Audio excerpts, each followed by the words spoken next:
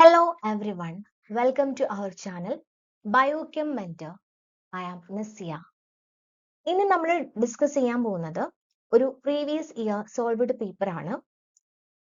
2015 Kerala PSC pharmaceutical corporation ലിമിറ്റഡിന് വേണ്ടി നടത്തിയിട്ടുള്ള ബയോകെമിസ്റ്റ് എന്ന പോസ്റ്റിലേക്കുള്ള എക്സാമിന്റെ ക്വസ്റ്റ്യൻ പേപ്പറും അതിന്റെ ആൻസറും അതുമായി റിലേറ്റ് ചെയ്തുള്ള എക്സ്പ്ലനേഷൻസും ആണ്. ഇതിന്റെ ആദ്യ ഭാഗങ്ങൾ നമ്മൾ ചാനൽ ഓൾറെഡി അപ്ലോഡ് ചെയ്തിട്ടുണ്ട്. ഇത് പാർട്ട് 4 ആണ്. ആദ്യ ഭാഗങ്ങൾ കാണാത്തവരുണ്ടെങ്കിൽ ഒന്ന് കണ്ടിട്ട് വരാം. ഓക്കെ, അപ്പൊ നമുക്ക് സ്റ്റാർട്ട് ചെയ്യാം.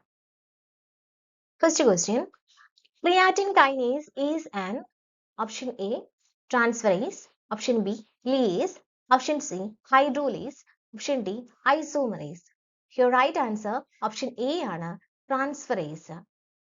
ഈ ഒരു ക്വസ്റ്റ്യൻ വന്നിട്ടുള്ളത് എൻസൈം ക്ലാസിഫിക്കേഷൻ എന്ന് പറഞ്ഞിട്ടുള്ള ടോപ്പിക് എന്നാണ്. ഇവിടെ ഓപ്ഷനിൽ കൊടുത്തതെല്ലാം തന്നെ എൻസൈം ക്ലാസിഫിക്കേഷനിൽ വരുന്ന ഓരോ ഗ്രൂപ്പ്സ് ആണ്. ഓക്കെ, സോ ട്രാൻസ്ഫറേസ് എന്ന് പറഞ്ഞ ഈ ഒരു ക്ലാസിഫിക്കേഷനിൽ വരുന്ന എൻസൈംസിന് എക്സാമ്പിൾ ആണ് ക്രിയാറ്റിൻ കൈനേസ്. അങ്ങനെയെങ്കിൽ എന്താണ് transferase? These are enzymes that catalyze the transfer of a functional group such as amino group, carboxyl group, methyl group or phosphoryl group etc. from one molecule to another. ഒരു മോളിക്യൂളിൽ നിന്നും മറ്റൊരു മോളിക്യൂളിലേക്ക് amino ഗ്രൂപ്പോ carboxyl ഗ്രൂപ്പോ അതല്ലെങ്കിൽ മീഥൈലോ അല്ലെങ്കിൽ ഫോസ്ഫോറിൽ ഗ്രൂപ്പോ ഇതിൽ ഏതെങ്കിലും ഒന്ന് transfer ചെയ്യുന്ന എൻസൈമുകളെയാണ് transferase എന്ന് പറയുന്നത്. ഓക്കെ, നെക്സ്റ്റ്, ട്രാൻസ്ഫറേസ് എന്ന് പറഞ്ഞാൽ ഈ ഒരു ക്ലാസിഫിക്കേഷനിൽ വരുന്ന സം കോമൺ എൻസൈംസ് ഏതൊക്കെയാണെന്ന് നോക്കാം. First one, amino transferase or transaminase, which transfer amino group from an amino acid to a keto acid. അതായത് ഒരു അമിനോ ആസിഡിൽ നിന്നും കീറ്റോ ആസിഡിലേക്ക് അമിനോ ഗ്രൂപ്പിനെ ട്രാൻസ്ഫർ ചെയ്യാൻ വേണ്ടി ഹെൽപ്പ് ചെയ്യുന്ന എൻസൈമുകളെയാണ് ട്രാൻസാമിനേസ് എന്ന് പറയുന്നത്. Example, aspartate aminotransferase or AST and alanine aminotransferase or ALT. Then second one, kinase. So നമ്മുടെ ക്വസ്റ്റ്യനിൽ ഉണ്ടായിരുന്നതും എന്തായിരുന്നു? ഒരു കൈനേസ് എൻസൈം, ക്രിയാറ്റിൻ കൈനേസ്. ഇതുപോലെ മറ്റൊരു എക്സാമ്പിൾ ആണ് ഹെക്സോ കൈനേസ്, ഗ്ലൂക്കോ കൈനേസ്. ഇതൊക്കെ കൈനേസ് എന്ന് പറഞ്ഞ ഈ ഒരു എൻസൈമിന് എക്സാമ്പിൾസ് ആണ്. So transfer phosphate group from ATP to a substrate. അപ്പൊ കൈനേസ് എന്ന് പറഞ്ഞാൽ ഈ ഒരു എൻസൈം ചെയ്യുന്ന എന്താണ്? Transfer phosphate group usually from ATP to substrate. So normally hexokinase, glucokinase, creatine kinase ഇങ്ങനെയുള്ള എൻസൈംസിന്റെ റിയാക്ഷൻ നടക്കുന്ന സമയത്ത് അതിനെ ഹെൽപ്പ് ചെയ്യാൻ വേണ്ടിയിട്ട് ATP എനർജി ഈ ഒരു റിയാക്ഷനിൽ ഹെൽപ്പ് ചെയ്യുന്നുണ്ട്. സോ ഈ ATPയിലുള്ള ഒരു ഫോസ്ഫേറ്റ് ഗ്രൂപ്പിനെ സബ്സ്ട്രേറ്റിലേക്ക് ട്രാൻസ്ഫർ ചെയ്യാൻ വേണ്ടിയിട്ട് ഈ എൻസൈം ഹെൽപ്പ് ചെയ്യുന്നുണ്ട്. സോ കൈനേസ് എന്ന് പറഞ്ഞാൽ ഈ ഒരു എൻസൈം ചെയ്യുന്ന മെയിൻ ഫംഗ്ഷൻ എന്ന് പറയുന്നത് transfer phosphate group usually from ATP to substrate. Then next one, transmethylase. പേരിലുള്ളതുപോലെ തന്നെ which transfer methyl group. അതിന് എക്സാമ്പിൾ ആണ് phenyl ethanolamine and methyl transferase. And next one, phosphorylase, which transfer phosphate group from inorganic phosphate to a substrate. So phosphate ഗ്രൂപ്പിനെ transfer ചെയ്യുന്ന സബ്സ്റ്റൻസുകളാണ് ഫോസ്ഫോറിലീസ് എന്ന് പറയുന്നത്. Inorganic ഫോസ്ഫേറ്റിൽ നിന്നും ഒരു ഫോസ്ഫേറ്റ് ഗ്രൂപ്പിനെ സബ്സ്ട്രേറ്റിലേക്ക് കൺവേർട്ട് ചെയ്യാം, ട്രാൻസ്ഫർ ചെയ്യാം. ഓക്കെ, അപ്പൊ അതിന് എക്സാമ്പിൾ ആണ് glycogen ഫോസ്ഫോറിലേസ്. The next one, aldolase, which transfer a aldolase which transfer a aldehyde group, and transketolase which transfer a keto group. So ഈ transketolase and transaldolase ഈ രണ്ട് എൻസൈമുകളും പെൻഡോസ് ഫോസ്ഫേറ്റ് പാത്വേയിൽ ഇൻവോൾവ് ചെയ്യുന്ന എൻസൈമുകളാണ്. Okay, next question, cholesterol inhibits estrogen action through its influence on option A NAER, option B ER alpha, option C NER2 and option D ERAF. Your right answer option D ആണ്, ERAF. Okay, so cholesterol inhibit estrogen action through its influence on ERAF. Next question. One out of the following enzymes can utilize both the NAD plus and NADP plus as a coenzyme. Option A, aldehyde dehydrogenase. Option B, alcohol dehydrogenase. Option C, glutamate dehydrogenase. And option D, glycerol 3-phosphate dehydrogenase. Here right answer എന്ന് പറയുന്നത് option C ആണ്, glutamate dehydrogenase. Okay, so glutamate dehydrogenase മാത്രമാണ് NAD പ്ലസിനെയും അതുപോലെ തന്നെ NADP പ്ലസിനെയും coenzyme ആയിട്ട് use ചെയ്യാനുള്ള ability ഉള്ളത്. So ഇവിടെ കൊടുത്തിരിക്കുന്ന എക്സാമ്പിൾസ് എല്ലാം തന്നെ ഡീഹൈഡ്രോജനേസ് എന്ന എൻസൈംസിന് എക്സാമ്പിൾസ് ആണ്. സോ എന്താണ് ഡീഹൈഡ്രോജനേസ് എന്ന് പറയുന്ന എൻസൈം എന്ന് പറയുന്നത്? ഇത് എൻസൈം ക്ലാസിഫിക്കേഷനിൽ ഓക്സിഡോറിഡക്റ്റേസ് എന്ന് പറഞ്ഞ ക്ലാസ്സിൽ വരുന്നതാണ് ഡീഹൈഡ്രോജനേസ് എന്ന് പറഞ്ഞ enzyme, which catalyze removal of hydrogen from a substrate but are not able to use oxygen as a hydrogen acceptor. Okay, അപ്പം ഡീഹൈഡ്രോജനേസ് പേരിൽ തന്നെ ഉണ്ട്. എന്താണ് ഇതിന്റെ മെയിൻ ഫംഗ്ഷൻ എന്ന് പറയുന്നത്? ഹൈഡ്രജൻ ആറ്റത്തെ റിമൂവ് ചെയ്യുക. ഒരു സബ്സ്ട്രേറ്റിൽ നിന്ന് ഹൈഡ്രജൻ ആറ്റത്തിനെ റിമൂവ് ചെയ്യാൻ വേണ്ടി ഹെൽപ്പ് ചെയ്യുന്ന എൻസൈമുകളാണ് ഡീഹൈഡ്രോജനേസ് എന്ന് പറയുന്നത്. പക്ഷേ ഇങ്ങനെ റിമൂവ് ചെയ്യുന്ന സമയത്ത് ഈ റിമൂവ് ചെയ്യുന്ന ഹൈഡ്രജൻ ആരെങ്കിലും അക്സെപ്റ്റ് ചെയ്യണമല്ലോ. അപ്പൊ ഇവിടെ അക്സെപ്റ്റ് ചെയ്യുന്നത് ഏതെങ്കിലും ഒരു കോഎൻസൈംസ് ആയിരിക്കും. ഓക്സിജൻ ഒരിക്കലും എന്ത് ചെയ്യുന്നില്ല, അക്സെപ്റ്റർ ആയിട്ട് വരുന്നില്ല. അതുകൊണ്ട് തന്നെ these enzyme therefore require specific coenzyme as acceptor of hydrogen atom. അതുകൊണ്ട് തന്നെ ഈ ഒരു എൻസൈമിന് ഏതെങ്കിലും ഒരു സ്പെസിഫിക് ആയിട്ടുള്ള കോഎൻസൈം ഉണ്ടായിരിക്കും ഈ ഹൈഡ്രജൻ ആറ്റത്തിനെ അക്സെപ്റ്റ് ചെയ്യാൻ വേണ്ടിയിട്ട്. നമ്മുടെ ക്വസ്റ്റ്യനിൽ ചോദിച്ചിട്ടുള്ളത് one out of the following enzyme can utilize both NAD plus and NADP plus as a coenzyme.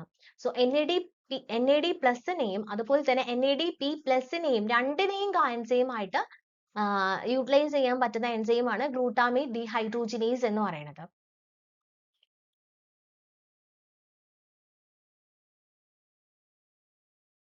Normally dehydrogenase എൻസൈമിന്റെ coenzymes എന്ന് പറയുന്നത് the coenzymes of dehydrogenase may be either nicotinamide coenzymes, that is NAD plus or NADP plus, or flavin coenzymes FMN or FAD. അതായത് dehydrogenase എന്ന് പറഞ്ഞാൽ ഈ ഒരു കാറ്റഗറിയിൽ വരുന്ന എൻസൈമിന്റെ coenzyme എന്ന് പറയുന്നത് ഇതിന് ഏതെങ്കിലും ഒരു കോഎൻസൈം മാത്രമേ ഉണ്ടാവുള്ളൂ. ഒന്നെങ്കിൽ NAD പ്ലസ് അല്ലെങ്കിൽ NADP പ്ലസ്, അതും അല്ലെങ്കിൽ ഫ്ലാവിൻ കോഎൻസൈം ആയിട്ടുള്ള FMN, അതും അല്ലെങ്കിൽ FAD. ഇങ്ങനെയാണ് നോർമൽ കേസിൽ ഉണ്ടാവുക. പക്ഷേ glutamate dehydrogenase is the only enzyme that can use NAD plus or NADP plus as the acceptor of reducing equivalence. So ഇതാണ് ഗ്ലൂട്ടാമേറ്റ് എന്ന് പറയുന്ന സബ്സ്ട്രേറ്റ്. ഇതിനെ ആൽഫ കീറ്റോ ഗ്ലൂട്ടറേറ്റ് ആയിട്ട് കൺവേർട്ട് ചെയ്യുന്ന സമയത്ത് കാറ്റലൈസ് ചെയ്യുന്ന എൻസൈം ആണ് ഗ്ലൂട്ടാമേറ്റ് ഡീഹൈഡ്രോജനേസ് എന്ന് പറയുന്ന എൻസൈം. സോ ഇവിടെ കോഎൻസൈം ആയിട്ട് NAD പ്ലസും അതുപോലെ തന്നെ NAD പ്ലസും അതുപോലെ NADP പ്ലസിനെയും എന്ത് ചെയ്യാം, ഒരേ സമയം ഗ്ലൂട്ടാമേറ്റ് ഡീഹൈഡ്രോജനേസ് ആണ് ഈ ഒരു എൻസൈമിനെ യൂട്ടിലൈസ് ചെയ്യാൻ കഴിയും. മറ്റുള്ള എൻസൈമുകൾക്കൊന്നും ഈ ഒരു പ്രത്യേകത ഇല്ല. അതുകൊണ്ടാണ് ഇങ്ങനെ എടുത്തു ചോദിക്കാനുള്ള കാര്യം. Next question. Excretion of conjugated bilirubin from liver cells into biliary canaliculi is defective in option A, Gilbert syndrome, option B, Crigler-Najjar syndrome, option C, Lucey-Driscoll syndrome, option D, Rotter's syndrome. Here right answer എന്ന് പറയുന്നത് option D ആണ്, Rotter's syndrome. So എന്താണ് bilirubin എന്ന് പറയുന്നത്? Conjugated ബിലിറൂബിന് liver സെല്ലിൽ നിന്നും biliary കനാലിക്കുലേ വഴി excrete ചെയ്യുന്ന സമയത്ത് ഉണ്ടാവുന്ന ഡിഫക്റ്റ് മൂലം ഉണ്ടാകുന്ന ഡിസോർഡർ ആണ് റോട്ടേഴ്സ് സിൻഡ്രോം എന്ന് പറയുന്നത്. സോ എന്താണ് ബിലിറൂബിൻ എന്ന് പറയുന്നത്? It's a yellowish pigment that is made during the break down of red blood cells. Okay, RBCന്റെ ലൈഫ് സ്പാൻ നമുക്കറിയാം 120 ഡേയ്സ് ആണ്. ആ 120 ഡേയ്സ് കഴിഞ്ഞു കഴിഞ്ഞാൽ ഏത് RBC ആണെങ്കിലും അതിനെന്ത് ചെയ്യും, അത് ബ്രേക്ക് ഡൗൺ ആവാൻ തുടങ്ങും. സോ ഇങ്ങനെ ബ്രേക്ക് ഡൗൺ ആവുന്ന സമയത്ത് സെപ്പറേറ്റ് ചെയ്യുന്ന യെല്ലോയിഷ് പിഗ്മെന്റ് ആണ് ബിലിറൂബിൻ എന്ന് പറയുന്നത്. Bilirubin passes through the liver and is eventually excreted out of the body. So ഈ ബിലിറൂബിൻ ലിവറിലൂടെ ബിലിറൂബിൻ എന്ത് ചെയ്യും, നോർമൽ കേസിൽ നമ്മുടെ ബോഡിയിലൂടെ സർക്കുലേറ്റ് ചെയ്യുന്ന ഈ ബിലിറൂബിനെ ലിവർ ട്രാപ്പ് ചെയ്തിട്ട് ബൈൽ ഡക്റ്റിലൂടെ ഇൻഡസ്ട്രീൻ വഴി നമ്മുടെ ബോഡിയിൽ നിന്ന് എക്സ്ക്രീറ്റ് ചെയ്യുകയാണ് ചെയ്യുന്നത്. Higher than usual levels of bilirubin may indicate different types of liver or bile duct problem.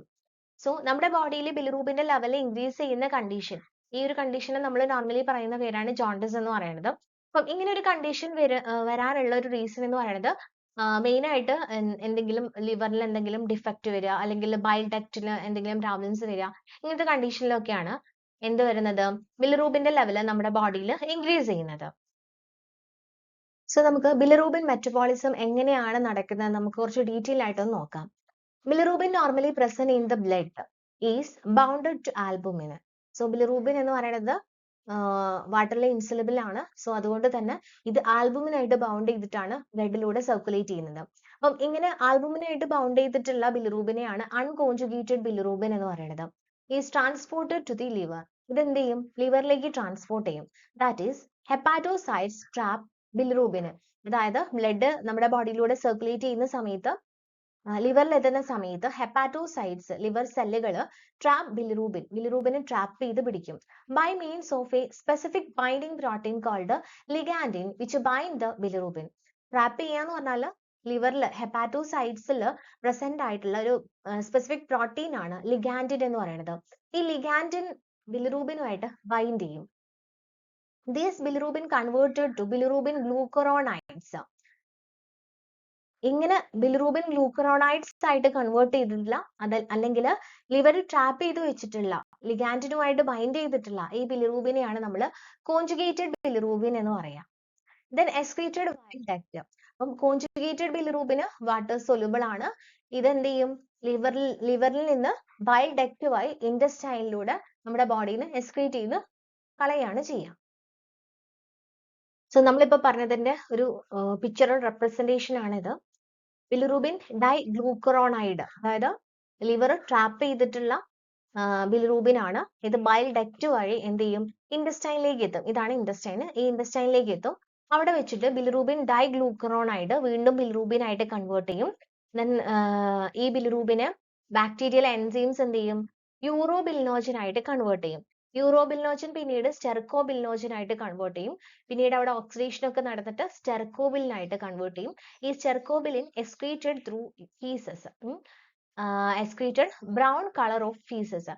So ഫീസസിന് ബ്രൗൺ കളർ കൊടുക്കുന്നത് ഈ സ്റ്റെർക്കോബിലിൻ ആണ്. ഇത്തരത്തില് ഒരു 100 to 200 mg ഡെയിലി നമ്മുടെ ബോഡിയിൽ നിന്ന് ബിലിറൂബിൻ എക്സ്ക്രീറ്റ് ചെയ്ത് കളയുന്നുണ്ട്.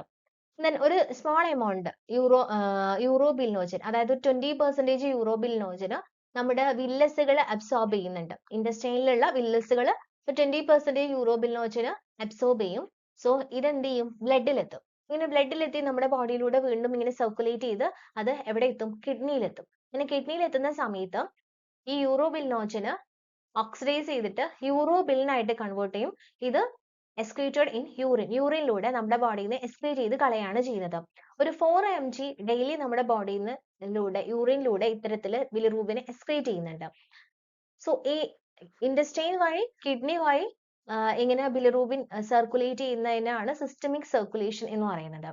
ദെൻ കുറച്ച് പെർസെൻറ്റേജ് യൂറോബിലിനോജൻ വില്ലസുകൾ അബ്സോർബ് ചെയ്ത ചെറിയൊരു പെർസെൻറ്റേജ് എന്ത് ചെയ്യുന്നുണ്ട്, ബോഡിയിലൂടെ സർക്കുലേറ്റ് ചെയ്തിട്ട് വീണ്ടും ലിവറിൽ എത്തുന്നുണ്ട്. ലിവറിൽ എത്തുന്ന സമയത്ത് അത് വീണ്ടും ട്രാപ്പ് ചെയ്തിട്ട് വീണ്ടും ബൈൽ ഡക്റ്റിലൂടെ ഇൻഡസ്റ്റൈനിലേക്ക്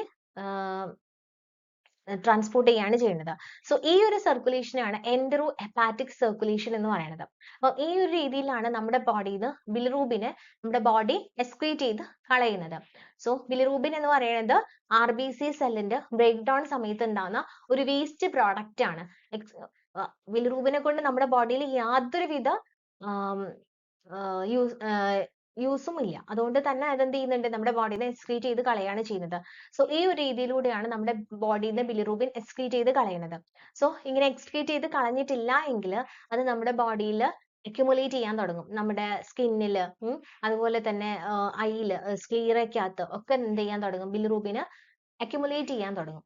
അങ്ങനെ നമ്മൾ മൊത്തം മഞ്ഞ കളറാവുന്ന ഒരു കണ്ടീഷൻ വരും. അതിനെയാണ് നമ്മൾ എന്താ പറയാ, ജോണ്ടിസ് എന്ന് പറയുന്നത്. ബിലിറൂബിന്റെ നോർമൽ വാല്യൂസ് ആണ് ടോട്ടൽ ബിലിറൂബിൻ എന്ന് പറഞ്ഞാൽ കോൺജുഗേറ്റഡ് ആൻഡ് അൺകോൺജുഗേറ്റഡ് ബിലിറൂബിന്റെ ഇതിന്റെ രണ്ടിന്റെയും കൂടെ ടോട്ടൽ 0.2 to 1 mg/dl ആണ് ബിലിറൂബിന്റെ നോർമൽ വാല്യൂ എന്ന് പറയുന്നത്. ദെൻ ഡയറക്റ്റ് ബിലിറൂബിൻ അതിന്റെ നോർമൽ വാല്യൂ എന്ന് പറയുന്നത് 0.1 to 0.4 mg/dl ഉം ഇൻഡയറക്റ്റ് ബിലിറൂബിന്റെ നോർമൽ വാല്യൂ എന്ന് പറയുന്നത് 0.2 to 0.7 mg/dl ഉം ആണ്.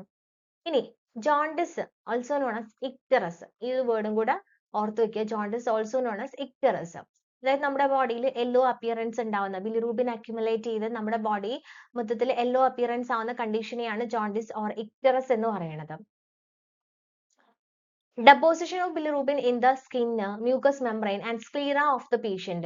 അപ്പൊ ഈ ഒരു കണ്ടീഷൻ ജോണ്ടിസ് ഉണ്ടാവുന്ന കണ്ടീഷൻ ആണ് deposition of bilirubin in the skin, mucous membrane and the sclera of the patient. Hyperbilirubinemia may be acquired or inherited. Okay, അപ്പൊ ഹൈപ്പർ ബിലിറൂബിനീമിയ എന്ന് പറയുന്നത് അതായത് ബിലിറൂബിന്റെ ലെവൽ നമ്മുടെ ബോഡിയിൽ ഇൻക്രീസ് ചെയ്യുന്ന കണ്ടീഷൻ രണ്ട് ടൈപ്പ് ഉണ്ട്, അക്വയർഡും ഉണ്ട് ഇൻഹെറിറ്റഡും ഉണ്ട്. അക്വയർഡ് ഹൈപ്പർ ബിലിറൂബിനീമിയ ഇത് 4 ടൈപ്സിൽ പ്രസന്റ് ആണ്. First one haemolytic jaundice also known as pre hepatic jaundice. Okay, acquired hyper bilirubinaemia ഈ ഒരു ക്ലാസിഫിക്കേഷനിൽ വരുന്ന ഫസ്റ്റ് ജോണ്ടിസ് ആണ് haemolytic jaundice or pre hepatic jaundice എന്ന് പറയുന്നത്. അപ്പം ഈ ഒരു കണ്ടീഷൻ ഈ ഒരു ജോണ്ടിസ് ഉണ്ടാവാനുള്ള മെയിൻ റീസൺ എന്ന് പറയുന്നത് increase in break down of haemoglobin to bilirubin. Continuous ആയിട്ട് ഹീമോഗ്ലോബിന്റെ ബ്രേക്ക് ഡൗൺ ഇൻക്രീസ് ചെയ്യുന്ന ഒരു കണ്ടീഷൻ. അപ്പം ഇങ്ങനെ ഇൻക്രീസ് ചെയ്യാനുള്ള ഹീമോഗ്ലോബിന്റെ ബ്രേക്ക് ഡൗൺ കൂടാനുള്ള ഒരു റീസൺ എന്ന് പറയുന്നത് സിക്കിൻ ഹീമോഗ്ലോബിൻ ഉണ്ടാവുന്ന കണ്ടീഷനിൽ, അതല്ലെങ്കിൽ enzyme deficiency of glucose six phosphate dehydrogenase, അതായത് ഈ ഒരു എൻസൈം ഗ്ലൂക്കോസ് 6-ഫോസ്ഫേറ്റ് ഡീഹൈഡ്രോജിനേസ് എന്ന് പറഞ്ഞ ഈ ഒരു എൻസൈം RBCന്റെ ഹെൽത്ത് കീപ്പ് ചെയ്യാൻ വേണ്ടിയിട്ട് ഹെൽപ്പ് ചെയ്യുന്ന ഒരു എൻസൈം ആണ്. സോ ഈ ഒരു എൻസൈമിന്റെ ഡെഫിഷ്യൻസി കാരണം ഉണ്ടാവാം, അല്ലെങ്കിൽ ഇൻകോമ്പാറ്റിബിൾ ബ്ലഡ് ട്രാൻസ്ഫ്യൂഷൻ വഴിയെല്ലാം തന്നെ ഹീമോഗ്ലോബിന്റെ ബ്രേക്ക് ഡൗണിന്റെ റേറ്റ് ഇൻക്രീസ് ചെയ്യാൻ ചാൻസ് ഉണ്ട്. സോ ഇത്തരത്തിൽ ഹീമോഗ്ലോബിന്റെ റേറ്റ് ഇൻക്രീസ് ചെയ്യുന്ന സമയത്താണ് haemolytic jaundice or pre hepatic jaundice ഉണ്ടാവുന്നത്.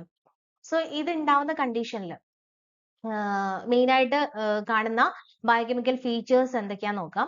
Increased plasma concentration of unconjugated bilirubin and increased amount of urobilinogen in urine and feces and absence of bilirubin in the urine.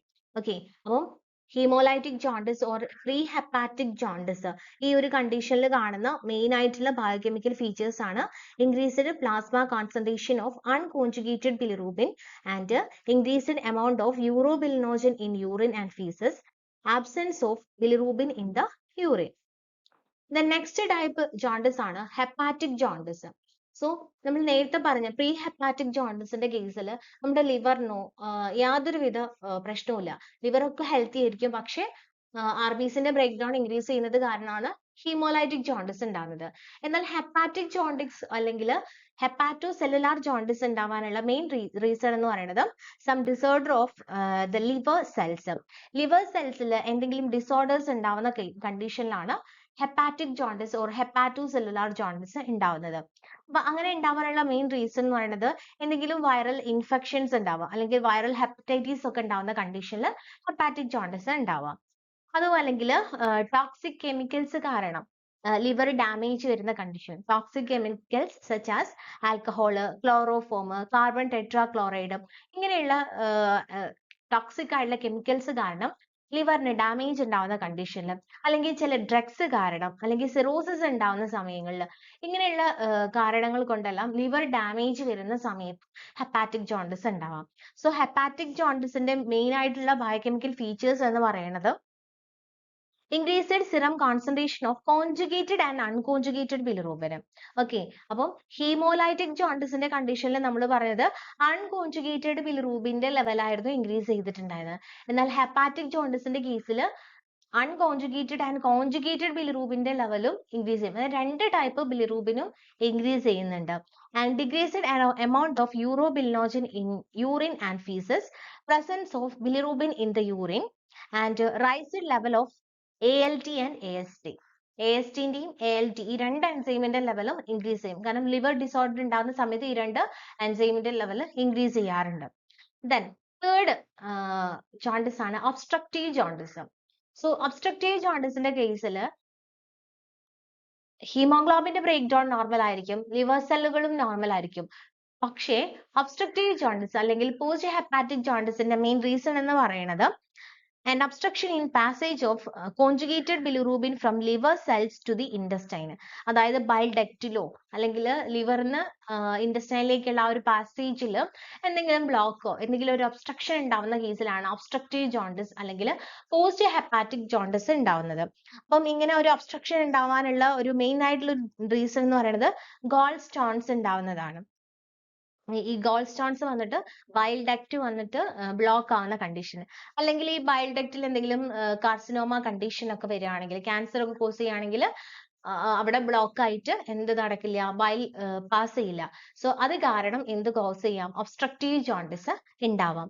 ഈ ഒരു കണ്ടീഷനിൽ വരുന്ന main ആയിട്ട് വരുന്ന biochemical features എന്ന് പറയുന്നത് increased plasma concentration of conjugated bilirubin.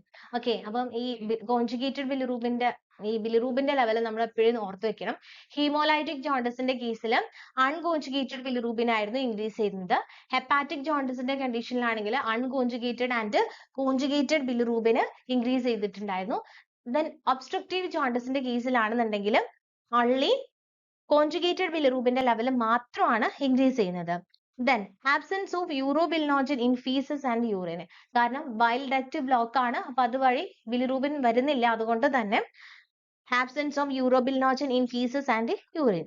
The presence of bilirubin and bile salt in the urine. അപ്പൊ യൂറിനിൽ എന്തുണ്ടാവുന്നുണ്ട്, bile സാൾട്ടിന്റെയും ബിലിറൂബിന്റെയും level ഈ ഒരു കണ്ടീഷനിൽ കൂടുതലായിരിക്കും. ആൻഡ് അതിന് പുറമെ raised level of plasma alkaline ഫോസ്ഫറ്റേസ് ALP എന്ന് പറഞ്ഞിട്ടുള്ള എൻസൈമിന്റെ ലെവലും എന്ത് ചെയ്യുന്നുണ്ട്, ഒബ്സ്ട്രക്റ്റീവ് ജോണ്ടിസിന്റെ കേസിൽ ഇൻക്രീസ്ഡ് ആവുന്നുണ്ട്. സോ ALPന്റെ ലെവൽ ഇൻക്രീസ്ഡ് ആയി കഴിഞ്ഞാൽ ഒബ്സ്ട്രക്റ്റീവ് ജോണ്ടിസ് വരാനുള്ള ചാൻസ് കൂടുതലാണ്. Then neonatal jaundice, the last type ആണ് also known as physiological jaundice. നമ്മൾ ചില കുഞ്ഞു കുട്ടികളിൽ ന്യൂ ബോൺ ബേബീസിൽ ജോണ്ടിസ് ഉണ്ടാവാറുണ്ട് ഇല്ലേ. അപ്പൊ ആ ഒരു കണ്ടീഷൻ ആണ് നിയോനാറ്റൽ ജോണ്ടിസ് എന്ന് പറയുന്നത്. അപ്പം ഈ ഒരു കണ്ടീഷൻ ഉണ്ടാവാനുള്ള മെയിൻ ആയിട്ടുള്ള ഒരു റീസൺ എന്ന് പറയുന്നത് പ്രീ മെച്യൂർ ആയിട്ടുള്ള കുട്ടികളിൽ നിയോനാറ്റൽ ജോണ്ടിസ് ഉണ്ടാവാം. അതല്ല എന്നുണ്ടെങ്കിൽ ചില കുട്ടികളിൽ അവരുടെ ലിവറിൽ പ്രസന്റ് ആയിട്ടുള്ള ഒരു എൻസൈം ആണ് UDP ഗ്ലൂക്കറോണിൻ ട്രാൻസ്ഫറേസ് എന്ന് പറയുന്നത്. ഈ എൻസൈം ആക്റ്റീവ് ആയിട്ടുണ്ടാവില്ല, അല്ലെങ്കിൽ ഇത് പ്രോപ്പർ ആയിട്ട് ഫങ്ഷൻ ചെയ്യാൻ തുടങ്ങിയിട്ടുണ്ടാവില്ല. അതായത് കുഞ്ഞു കുട്ടികളല്ലേ, അപ്പം അവരുടെ ബോഡി സെറ്റായി വരുന്നേ ഉള്ളൂ. ജനിച്ച ഉടനെ തന്നെ എല്ലാ ഓർഗൻസും സെറ്റ് ആയിക്കൊള്ളണമെന്നില്ല. അപ്പം ഇത് റെഡി ആയി വരുന്നേ ഉള്ളൂ. അപ്പൊ ആ ഒരു കാരണം കൊണ്ട് ഡെവിഷൻ ഇൻ എൻസൈം UDP ഗ്ലൂക്കറോണിൻ ട്രാൻസ്ഫറേസ്, ഈ ഒരു എൻസൈമിന്റെ ഡെഫിഷ്യൻസി കാരണം അല്ലെങ്കിൽ ഇത് ആക്റ്റീവ് ഫോമിലേക്ക് ആയി വന്നിട്ടുണ്ടാവില്ല. അപ്പൊ ആ ഒരു റീസൺ കാരണം എന്ത് ചെയ്യാൻ പറ്റില്ല, ഈ ഒരു എൻസൈം UDP ഗ്ലൂക്കറോണിൻ ട്രാൻസ്ഫറേസ് എന്ന് പറഞ്ഞാൽ ഈ ഒരു enzyme necessary four conjugation of bilirubin. അതായത് ലിവർ സെല്ലിന് ബിലിറൂബിൻ ട്രാപ്പ് ചെയ്യണമെന്നുണ്ടെങ്കിൽ UDP ഗ്ലൂക്കറോണിൻ ട്രാൻസ്ഫറേസ് എന്ന് പറഞ്ഞിട്ടുള്ള എൻസൈം അത്യാവശ്യമാണ്. അതില്ലാത്തത് കാരണം ബിലിറൂബിനെ ട്രാപ്പ് ചെയ്യാൻ പറ്റില്ല. സോ ബ്ലഡിൽ ബിലിറൂബിന്റെ ലെവൽ ഇൻക്രീസ് ചെയ്യാൻ തുടങ്ങും. അതാണ് കുട്ടികൾക്ക് മഞ്ഞയൊക്കെ ഉണ്ടാവാനുള്ള റീസൺ എന്ന് പറയുന്നത്. അങ്ങനെയുള്ള കണ്ടീഷനിൽ നമ്മൾ നോർമലി ചെയ്യാറുള്ളത് exposure to fluorescent lamp causes a photochemical conversion of bilirubin to compounds that are more soluble and easily excreted. Okay, അപ്പൊ നമ്മൾ ഫ്ലൂറസെന്റ് ലാമ്പ് കാണിച്ച് കുട്ടികളെ ട്രീറ്റ് ചെയ്യുന്നതൊക്കെ നമുക്കറിയാം അല്ലേ. So neonatal jaundice new born ബേബീസിൽ ഉണ്ടാവുന്ന ജോണ്ടിസ് ആണ്. So next one inherited hyper bilirubinaemia. So ചില ആളുകൾ പാരമ്പര്യമായിട്ട് അല്ലെങ്കിൽ ജനറ്റിക്കലി എന്തുണ്ടാവാം, ജോണ്ടിസ് ഉണ്ടാവാനുള്ള ചാൻസ് ഉണ്ട്. സോ അത്തരത്തിലുള്ള ജോണ്ടിസുകളാണ് ഈ കൊടുത്തിട്ടുള്ളത്. First one Gilbert syndrome. Gilbert syndrome എന്ന് പറയുന്നത് ചില ആളുകളിൽ UDP ഗ്ലൂക്കറോണിൻ ട്രാൻസ്ഫറേസ് എന്ന് പറഞ്ഞ എൻസൈമിന്റെ ലെവല് വളരെ കുറവായിരിക്കും, ഡെഫിഷ്യന്റ് ആയിരിക്കും. അതായത് പാർഷ്യൽ ഡെഫിഷ്യൻസി ആയിരിക്കും ഉണ്ടാവുക. UDP ഗ്ലൂക്കറോണിൻ ട്രാൻസ്ഫറേസ് എന്ന് പറഞ്ഞ എൻസൈം പാർഷ്യലി ഡെഫിഷ്യന്റ് ആയിരിക്കും. അതുകൊണ്ട് തന്നെ ബിലിറൂബിനെ ലിവറിനെ ട്രാപ്പ് ചെയ്യാനുള്ള എബിലിറ്റിയും കുറവായിരിക്കും. അതുകൊണ്ട് കംപ്ലീറ്റ് ട്രാപ്പ് ചെയ്യുന്നില്ല എന്നല്ല, പക്ഷെ എന്താണ്, ട്രാപ്പ് ചെയ്യുന്ന എമൗണ്ട് കുറവായിരിക്കും. സോ അത് കാരണം എന്ത് ചെയ്യും, അൺകോൺജുഗേറ്റഡ് ഹൈപ്പർ ബിലിറൂബിനീമിയ കോസ് ചെയ്യുന്നുണ്ട്. ഇത് ഭയങ്കര ഹാംഫുൾ ആയിട്ടുള്ളൊരു കണ്ടീഷൻ അല്ല, ഹാംലെസ് ആണ്. കാരണം പാർഷ്യലി ട്രാപ്പ് ചെയ്യുന്നുണ്ടല്ലോ, പാർഷ്യലി UDP ഗ്ലൂക്കറോണിക് ട്രാൻസ്ഫറേസ് എന്ന് പറഞ്ഞ എൻസൈം ചെറിയ രീതിയിൽ അവരുടെ ബോഡിയിൽ ഉണ്ട്. അപ്പൊ ചെറിയ രീതിയിൽ ബിലിറൂബിനെ ട്രാപ്പ് ചെയ്യും, ബോഡിനെ എക്സ്ക്രീറ്റ് ചെയ്യുകയൊക്കെ ചെയ്യുന്നുണ്ട്. പക്ഷെ നോർമലി എല്ലാവരുടെയും ബോഡിയിലുള്ള ആ ഒരു രീതിയിൽ ബിലിറൂബിന്റെ എക്സ്ക്രീഷൻ നടക്കുന്നില്ല എന്നേ ഉള്ളൂ. ദെൻ സെക്കൻഡ് കേസ് എന്ന് പറയുന്നത് ക്രിഗ്ലർ-നേഗർ സിൻഡ്രോം. ക്രിഗ്ലർ-നേഗർ സിൻഡ്രോം ഈ ഒരു കണ്ടീഷനിൽ ഹെപ്പാറ്റിക് ഗ്ലൂക്കറോണിക് ട്രാൻസ്ഫറേസ് എന്ന് പറഞ്ഞ എൻസൈം ടോട്ടലി ആബ്സെന്റ് ആയിട്ടുള്ള ഒരു കണ്ടീഷൻ ആണ്. ഓക്കെ, സോ അതുകൊണ്ട് തന്നെ as a result conjugation does not take place. അതുകൊണ്ട് തന്നെ ബിലിറൂബിന്റെ കോൺജുഗേഷൻ ലിവറിന് ചെയ്യാൻ കഴിയില്ല. അതുകൊണ്ട് അൺകോൺജുഗേറ്റഡ് ബിലിറൂബിന്റെ ലെവല് ഈ ഒരു കണ്ടീഷനിൽ പ്ലാസ്മയിൽ ഇൻക്രീസ് ചെയ്യാൻ തുടങ്ങും. ഈ ഒരു ക്രിഗ്ലർ-നേഗർ സിൻഡ്രോം ഉള്ള കുട്ടികൾ ഒരു 1-1.5 വയസ്സൊക്കെ ആകുമ്പോഴേക്കും മരിച്ചു പോകാനാണ് chance. Then Dubin Johnson syndrome. ഈ ഒരു കണ്ടീഷനും ഭയങ്കര ഹാർംഫുൾ ആയിട്ടുള്ള സിൻഡ്രോം അല്ല. പക്ഷെ ഈ ഒരു കണ്ടീഷനിൽ defective hepatic secretion of conjugated bilirubin, അതായത് ബിലിറൂബിൻ ട്രാപ്പ് ചെയ്തിട്ടുള്ള ലിവർ ട്രാപ്പ് ചെയ്തിട്ടുള്ള ബിലിറൂബിനെ ലിവറിന് സെക്രേറ്റ് ചെയ്യാൻ പറ്റുന്നില്ല. കോൺജുഗേറ്റഡ് ബിലിറൂബിനെ ലിവറിന് സെക്രേറ്റ് ചെയ്യാൻ പറ്റാത്തൊരു കണ്ടീഷനാണ് ഡുബിൻ ജോൺസൺ സിൻഡ്രോം എന്ന് പറയുന്നത്. സോ അത് കാരണം ലിവറിന്റെ കളർ മാറും, ഒരു ബ്രൗൺ ടു ഡാർക്ക് കളറിലേക്ക് മാറാൻ തുടങ്ങും ഈ ഒരു കണ്ടീഷനിൽ. Then Rotor syndrome. റോട്ടർ സിൻഡ്രത്തിലും ഡുബിൻ ജോൺസൺ സിൻഡ്രോം പോലെ തന്നെയാണ്, കോൺജുഗേറ്റഡ് ബിലിറൂബിന്റെ ലെവലാണ് ഇൻക്രീസ് ചെയ്യുന്നത്. അതായത് defective hepatic secretion of conjugated bilirubin ആണ് ഉള്ളത്. അതുകൊണ്ട് പ്ലാസ്മയിൽ കോൺജുഗേറ്റഡ് ബിലിറൂബിന്റെ ലെവൽ ഇൻക്രീസ് ചെയ്യാനാണ് തുടങ്ങുന്നത്. പക്ഷേ ഡിഫറൻസ് എന്താന്ന് വെച്ചാൽ Dubin Johnson syndrome Rotor syndrome തമ്മിലുള്ള ഡിഫറൻസ് എന്താന്ന് വെച്ചാൽ റോട്ടർ സിൻഡ്രത്തിൽ ലിവർ സെല്ലുകളുടെ കളർ ചേഞ്ച് ചെയ്യുന്നില്ല. ഡുബിൻ ജോൺസൺ സിൻഡ്രത്തിൽ നമ്മൾ പറഞ്ഞു ബ്രൗൺ ടു ബ്ലാക്ക് കളറിലേക്ക് ലിവർ സെല്ലുകൾ മാറുന്നുണ്ടെന്ന് പറഞ്ഞു. പക്ഷെ റോട്ടർ സിൻഡ്രത്തിൽ ലിവറിന്റെ കളർ ചേഞ്ച് ചെയ്യുന്നില്ല. ഓക്കെ, അപ്പൊ ഇത്രയാണ് ജോണ്ടിസുമായിട്ട് പഠിച്ചു വെക്കേണ്ട കാര്യങ്ങൾ. Next question, which signaling sequence uses both hydrocarbon and ions as second messengers? Option A, PKC activation of RNA polymerase. RAS activation of MSK1. Option C, cyclin D or CDK4 activation of E2F. Option D, RTK activation of MAP kinase. Your right answer എന്ന് പറയുന്നത് option A ആണ്, PKC activation of RNA polymerase. So എന്താണ് PKC എന്ന് പറയുന്നത്? Protein kinase C can be activated by calcium and diacylglycerol. Okay, അപ്പൊ നമ്മുടെ question എന്തായിരുന്നു? Which signaling sequences uses both hydrocarbon and ions as second messenger? അപ്പൊ ഏത് സീക്വൻസുകളാണ് ഹൈഡ്രോകാർബണെയും അതുപോലെ അയോണുകളെയും സെക്കൻഡ് മെസ്സഞ്ചർ ആയിട്ട് യൂസ് ചെയ്യുന്നത്? സോ പ്രോട്ടീൻ കൈനേസ് സി ആണ്. ഈ protein kinase C activation of RNA polymerase, ഇതിന്റെ ആക്ടിവേഷന് വേണ്ടിയിട്ട് കാൽഷ്യം അയോൺസ് യൂസ് ചെയ്യുന്നുണ്ട്. അതുപോലെ തന്നെ ഡൈഅസൈൽ ഗ്ലിസറോൾ ഇതൊരു ഹൈഡ്രോകാർബൺ ആണ്. അപ്പൊ ഇത് രണ്ടും സെക്കൻഡ് മെസ്സഞ്ചർ ആയിട്ട് ഈ ഒരു കേസിൽ യൂസ് ചെയ്യുന്നുണ്ട്. The genetic code that directs protein synthesis in human is found in option A, all multicellular organism but not in unicellular ones. Option B, no other kinds of organism. Option C, all animals but not in plants. Option D, virtually all organisms. Your right answer എന്ന് പറയുന്നത് option D ആണ്, virtually all organisms. Next question, what would be the consequence of defective ADH receptors? Option A, diabetes mellitus. Option B, dehydration. Option C, seasonal affective disorders. And option D, none of the above. Your right answer, option B ആണ്, dehydration.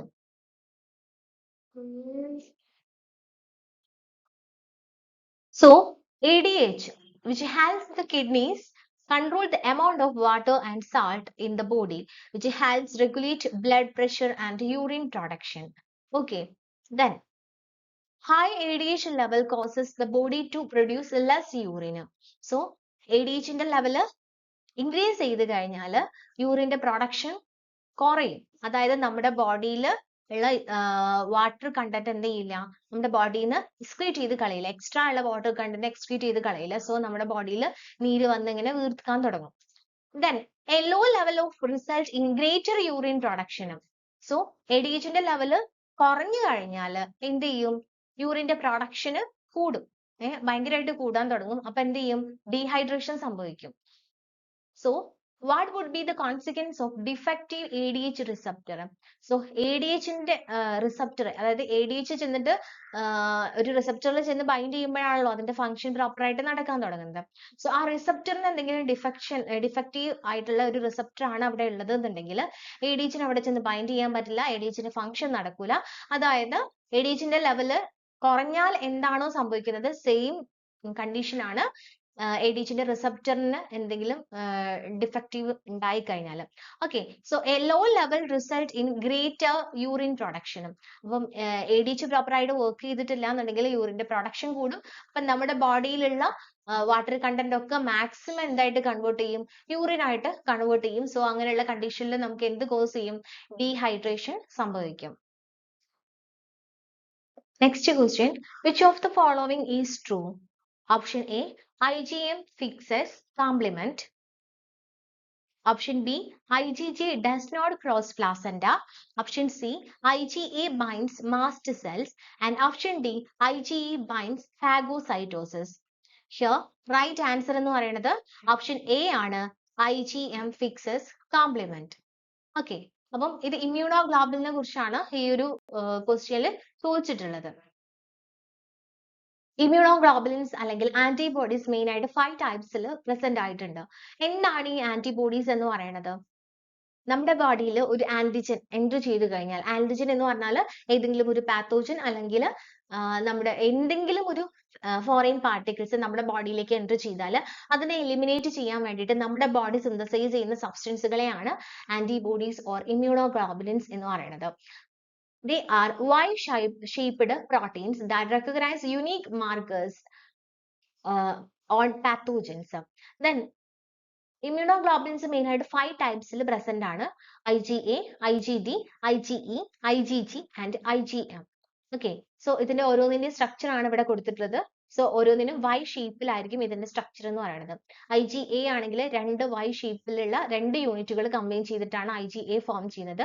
IgM ആണെന്നുണ്ടെങ്കിൽ Y ഷേപ്പിലുള്ള 5 യൂണിറ്റുകൾ combine ചെയ്തിട്ടാണ് IgM form ചെയ്യുന്നത്.